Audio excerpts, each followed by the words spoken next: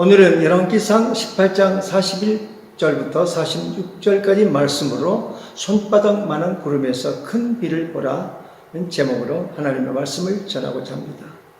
예수님은 하나님 나라를 가르치실 때 작은 겨자씨를 비유하여 설명하셨어요. 또 비유를 들어 이르시되 천국은 마치 사람이 자기 밭에 갖다 심은 겨자씨 하나를 같으니 이는 모든 씨보다 작은 것이로되 자란 후에는 풀보다 커서 나무가 되매 공중의 새들이 와서 그 가지에 깃들이느니라.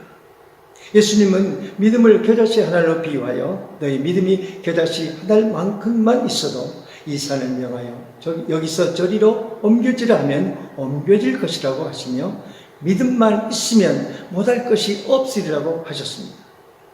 여기서 하나님의 나라도 믿음도 성장하고 확장된다는 것을 말하고 있습니다. 그러면서 마태복음 18장에 가서는 천국에서 큰 자가 누구인가를 설명하실 때 너희가 돌이켜 어린아이와 같이 되지 아니하면 결단코 천국에 들어가지 못하리라고 말씀하셨습니다. 그리고 삼가 이 작은 자 중에 하나도 없이 여기지 말라고 하십니다. 작은 자가 되라고 말씀하십니다. 작은 것을 무시하지 말라고 하십니다. 하나님이 이와 같이 작은 사람을 부르시고 성장시켜 하나님 나라에서 위대한 제목감으로 사용하십니다. 영국의 시인 윌리엄 블레이크는 본성이 순전한 사람이라는 시에서 작은 것 안에 들어있는 무한한 가능성을 보라고 말합니다. 모래 하늘에서 세계를 보고 한 송이 들꽃에서 천국을 보고 그대의 손바닥으로 무한을 붙잡고 한순간에 있는 영혼을 보라.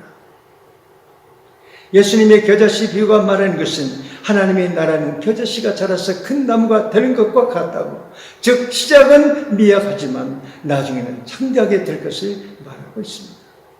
이와 같이 작은 씨앗 속에는 무한한 잠재력이 담겨있고 무한한 미래가 담겨있습니다. 미국의 목사 출신의 경건한 시인 랠프 에머슨은 그의 시 자기 신뢰에서 울창한 숲도 한 개의 도토리로부터 시작한다고 썼습니다. 작은 씨앗의 위대한 가능성과 그 영향력을 말해주고 있습니다. 나는 모스크바 숲에서 도토리 한 개를 주었습니다. 그 작은 도토리가 내게 이런 이야기를 들려주었어요. 언젠가 나는 큰 나무가 될 거예요. 새들이 내 가지에서 보금자리를 짓고 사람들이 내 그늘에서 쉴 거예요. 나는 큰 배를 만들 수 있는 제목을 줄 것이고 사랑하는 가족들을 위해 따뜻한 난로불과 비를 가르는 지붕이 될 거예요. 나는 묻습니다. 작은 도토리야, 네가 정말 그렇게 훌륭한 일을 할 작정이란 말이지? 그럼요. 난 혼자서는 할 수 없지만 하나님과 함께 할 수 있어요. 어떤 사람이 나에게 말합니다. 저는 인생을 살면서 다른 사람에게 무엇인가 나눠주고 싶어요. 그래서 나는 그에게 묻습니다. 어떻게 그런 사람이 될 수 있습니까? 그는 대답합니다. 나 혼자서는 할 수 없지만 하나님과 함께 할 수 있습니다. 오늘의 성경 말씀은 작은 것에 담겨있는 하나님의 능력을 우리에게 말해주고 있습니다. 우리에게 사인으로 보여주는 것이 바로 보잘것없는 것 같아도, 비록 연약한 것 같아도 하나님께서 내 인생에 역사하셔서 놀라운 일을 하실 전조라고 말합니다. 엘리야가 이스라엘 땅에 비를 내려달라고 간구했을 때 하나님은 그 응답으로서 손바닥만한 구름을 보여주셨어요. 본문을 통해서 엘리야가 그 작은 것을 어떻게 해석했는지, 그리고 그 다음에 믿음의 행동을 어떻게 보여주었는지 살펴보려고 합니다. 어느 날 하나님께서 엘리야에게 임하여 아합에게 전할 말씀을 주십니다. 길르앗에 우고하는 자 중에 디셉 사람 엘리야가 아합에게 말하되 내가 섬기는 이스라엘의 하나님 여호와께서 살아계심을 두고 맹세하노니 내 말이 없으면 수년 동안 비도 이슬도 있지 아니하리라 하니라. 하나님께서는 무슨 이유로 이스라엘 땅에 비도 이슬도 내려주지 않으셨을까요? 이스라엘의 죄악이 하나님 앞에서 도가 넘었을 때 하나님께서 재앙을 내리셨습니다. 어느 때는 가뭄으로, 어느 때는 전염병으로, 어느 때는 이민족의 침략으로 벌을 내리셨습니다. 오늘날도 이와 같은 재앙을 내리는 이유는 하나님 남편을 섬기지 않고 세상 남편인 우상을 섬기는 가늠의 죄악 때문입니다. 하나님께서 이스라엘의 죄값으로 그 땅에 가뭄이 들게 하셨어요. 비가 내리지 않으니 땅이 가라여 목이 탑니다. 곡식도 자라지 못하고 물을 먹지 못하는 짐승들이 죽어가요. 자연이 먹을 것이 없어서 굶어 죽는 사람이 늘어납니다. 그러나 하나님은 이스라엘을 징계하는 기간이 다 찼을 때 그 땅에 비를 내리시기로 작정하고 다시 엘리야에게 나타나십니다. 많은 날이 지나고 제3년에 여호와의 말씀이 엘리야에게 임하여 이르시되 너는 가서 아합에게 보이라. 내가 비를 지면에 내리리라. 엘리야는 아합에게 가서 하나님의 말씀을 전합니다. 엘리야가 아합에게 이르되 올라가서 먹고 마시소서 큰 비 소리가 있나이다. 엘리야는 큰 비를 눈으로 본다고 말하지 않습니다. 큰 빗소리를 귀로 들었다고 말합니다. 아직 비도 내릴 기미가 보이지 않는데 그는 어떻게 큰 빗소리를 듣습니까? 그는 믿음의 귀를 열어 두고 있었습니다. 사랑하는 여러분, 삶의 위기를 만났을 때 눈으로 무엇을 보려고 하지 마세요. 눈에 보이는 것들은 우리를 절망케 하고 좌절케 하는 환경뿐입니다. 이때 귀를 기울여 주님의 음성을 들으시기를 바랍니다. 두려워하지 말라. 내가 너와 함께하리라. 놀라지 말라. 나는 네 하나님이 됩니다. 내가 너를 굳세게 하리라. 참으로 너를 도와주리라. 참으로 나의 의로운 오른손으로 너를 붙들리라. 하나님의 사람입니까? 그는 귀가 열린 사람입니다. 하나님의 사람은 듣고 행할 준비가 되어 있는 사람입니다. 모스크바의 신학교를 개교했을 때 신학 공부할 학생들의 수가 미미했습니다.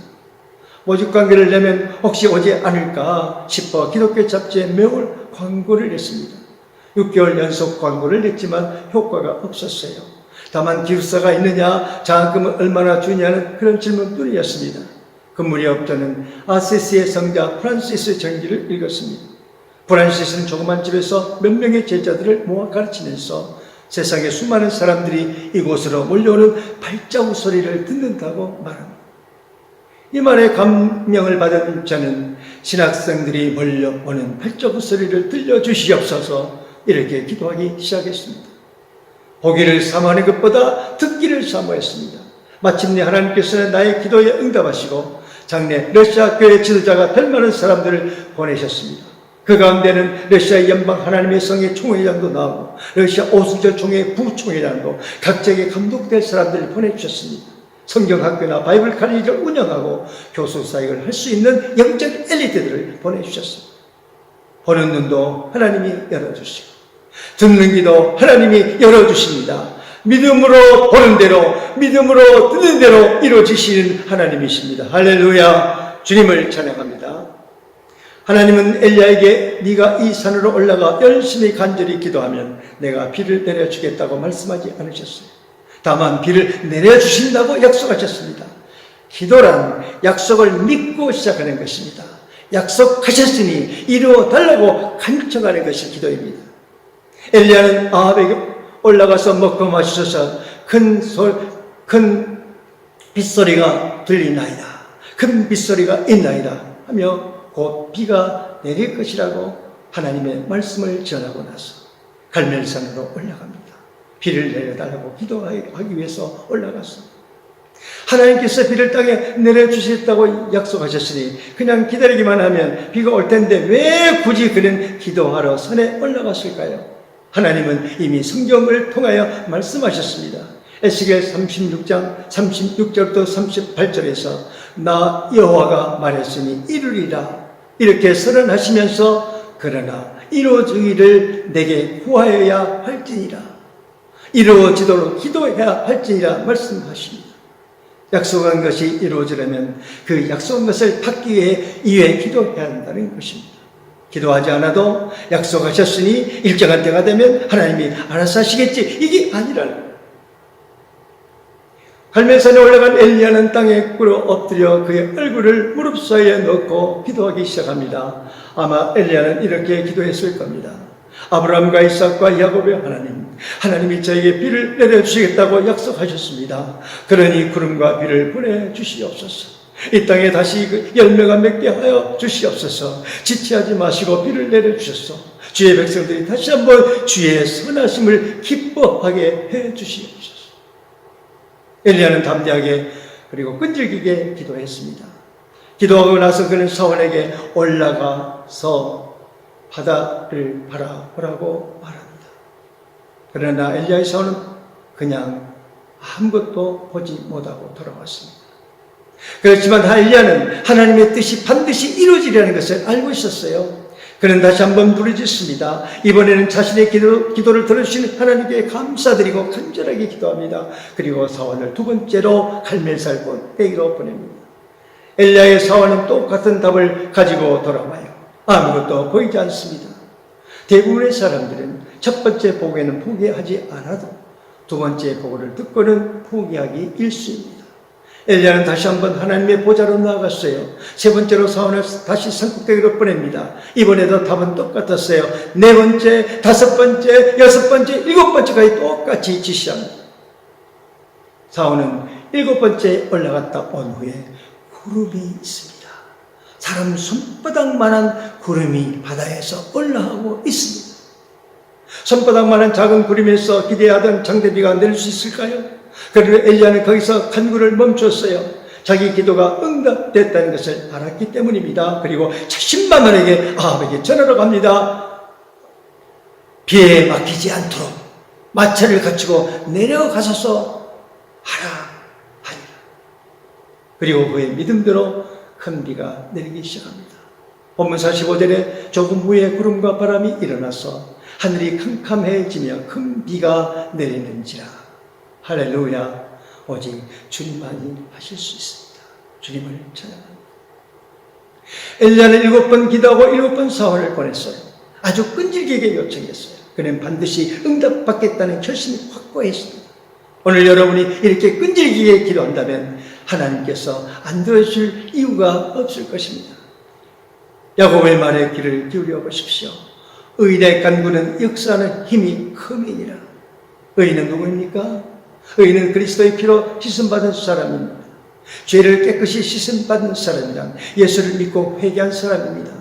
기도할 때는 죄를 먼저 하나님 앞에 내놓고 예수님의 피로 씻어달라고 간구하시기 바랍니다. 그래야 하나님이 기도에 응답하십니다. 그래야 우리가 의인으로서 간절하게 기도할 때 하나님이 역사하십니다. 기도하고 나서 여러분의 마음의 평화가 임합니까? 기도하고 나서 기쁨이 솟아납니까? 이것은 우리의 간구를 하나님께서 들으셨다는 마음의 신호입니다.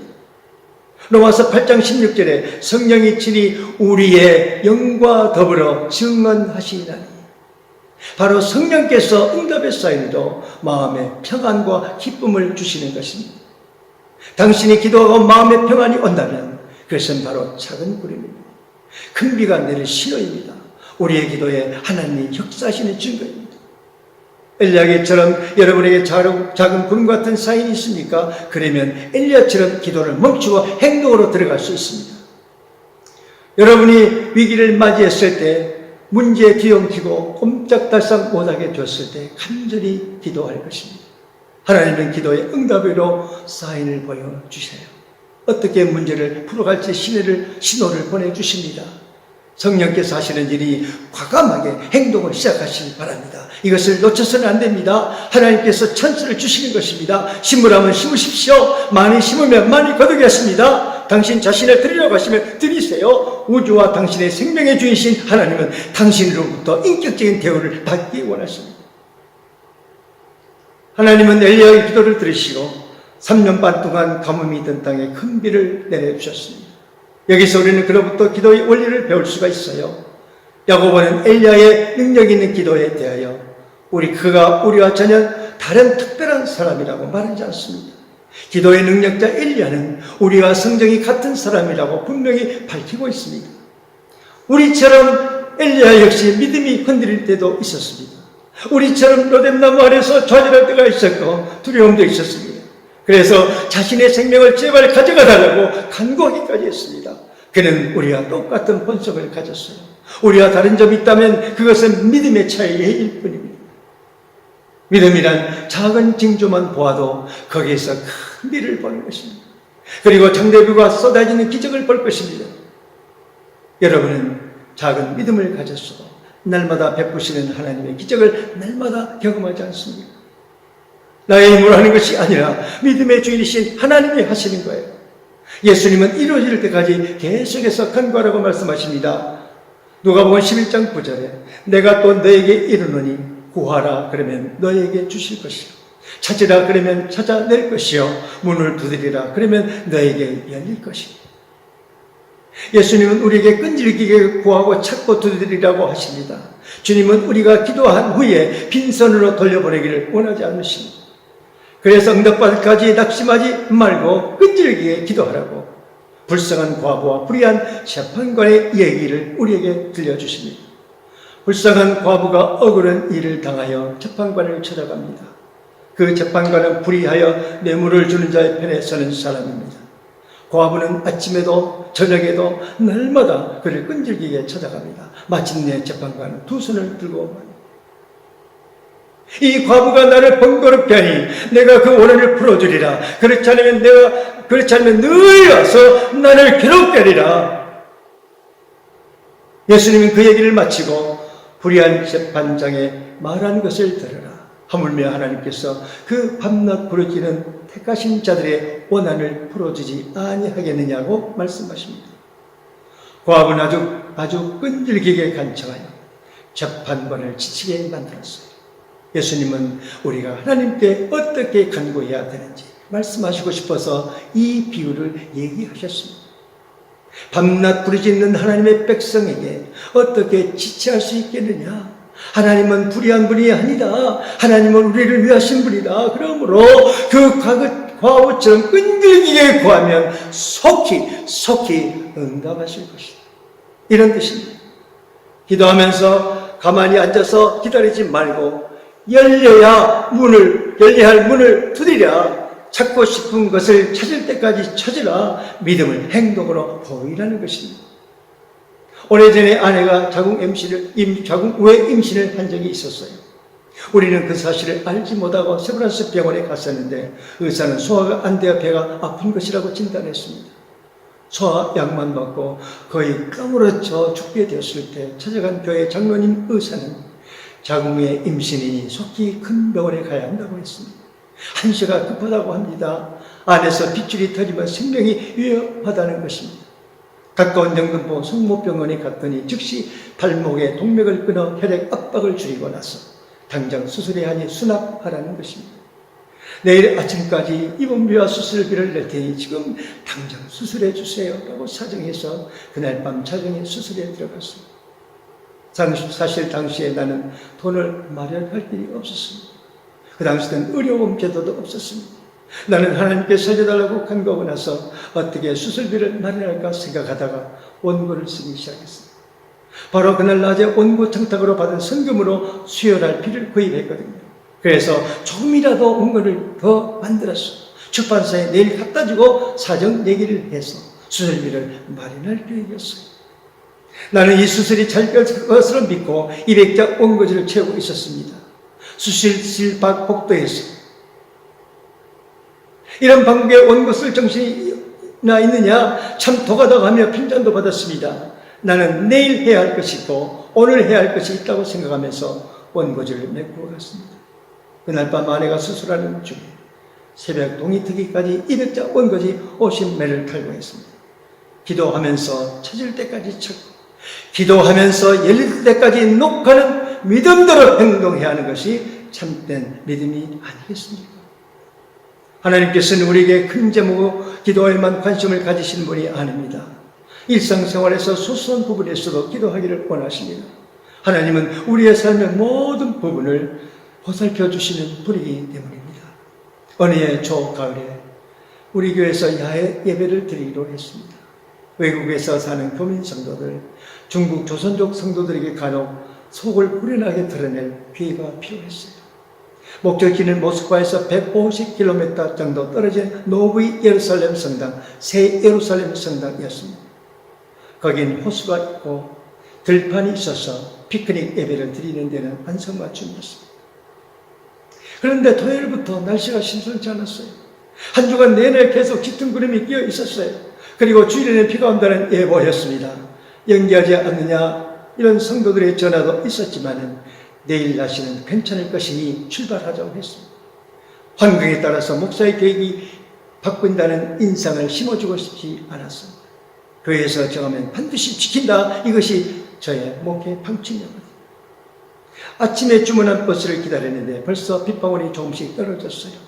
모두가 버스에 올랐을 때 비는 억수처럼 쏟아지고 창밖이 보이지 않았습니다. 성도들은 버스 안에서 찬송도 하고 성경 알아맞히기 게임도 하는데 나는 뒷좌석에 홀로 앉아 계속 기도했습니다. 비를 그쳐달라고, 햇빛이 밖에 비치는 아름다운 걸로 바꿔달라고 간구했습니다. 거기에 회개가 기도까지 했습니다. 버스가 목적지에 도달하여 주차할 때를 찾는 시간까지 비가 계속 내렸어요. 그런데 차가 정차했을 때 갑자기 비가 뚝 그쳤어요. 먹구름도 그치기 시작했고 햇빛을 가리는 구름도 없었습니다. 그럴 줄 알았어요. 성도들에게 오후 5시 30분에 집으로 출발하겠다고 말하고 행사를 시작했습니다. 5시 30분에 저는 먼저 도착하여 좌석에 앉아 있었어요. 성도들이 제 시간에 맞춰 돌아왔습니다. 아직 몇 사람이 오지 않았는데 드디어 5시 30분 그 순간 비가 다시 내리기 시작했습니다. 그때 저의 끈질긴 간구에 응답하신 놀라운 하나님을 찬양했습니다. 본문 46절에 여호와의 능력이 엘리야에게 임하매 그가 허리를 동이고 이스라엘로 들어가는 곳까지 아합 앞에서 달려갔더라. 엘리야는 담비를 맞으며 아합 왕이 타고 가는 마차 앞에서 달려갑니다. 엘리야의 프라이드는 하나의 위대한 간증입니다. 이스라엘아 보라, 비를 내리신 분은 오직 여호와 하나님이시다. 그분만이 참 하나님이시고 하늘을 닫을 수 있고 열 수 있는 분이다. 엘리야의 끈질긴 강구를 들으신 하나님은 오늘 당신의 기도에도 귀를 기울이십니다. 지금 참담한 실패로 내 힘으로 절 수 없는 구덩이에 빠져 맥을 놓고 있지는 않습니까? 엘리야처럼 간구하여 단비가 장대비처럼 쏟아지는 경험을 해보시길 바랍니다. 작은 사인에서도 엄청난 열매를 맺을 수 있는 미래를 보십시오. 엘리야처럼 사람들 앞에서 빗속을 힘차게 달리며 하나님께 영광을 돌리십시오. 기도하겠습니다. 우리에게 생명을 주시는 하나님, 주님은 우리의 넘치는 생명의 근원이십니다. 우리의 영원한 소망이십니다. 주님은 우리의 삶에 감격과 충격을 주시면서 우리의 손을 움직이시고 우리의 생각을 일으키시며 우리의 가슴을 뭉클하게 하십니다. 주께서 우리를 붙잡아 주시는 능력이 없다면, 우리에게 숨을 쉬게 하시지 않는다면 우리는 한낱 바람에 날리는 죽정이와 같습니다. 우리의 삶에 은사를 주시는 하나님, 우리가 어떻게 살아야 할 것을 가르쳐 주심을 감사합니다. 우리는 의로움을 입는 길을 알게 되었습니다. 우리는 진리의 길을 보았습니다. 우리 안에 기도의 응답으로 평안을 주셨습니다. 우리의 발걸음이 주님이 기뻐하시는 길을 따라가게 하옵소서. 예수 그리스도의 이름으로 기도합니다. 아멘.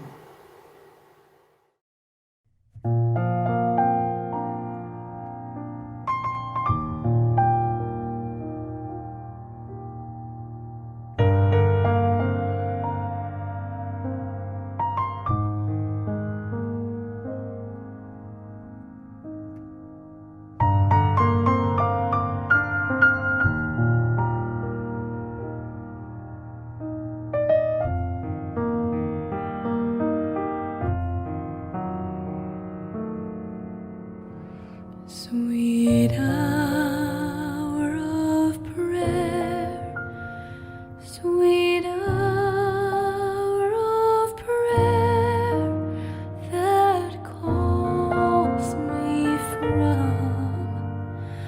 a world of care and pain.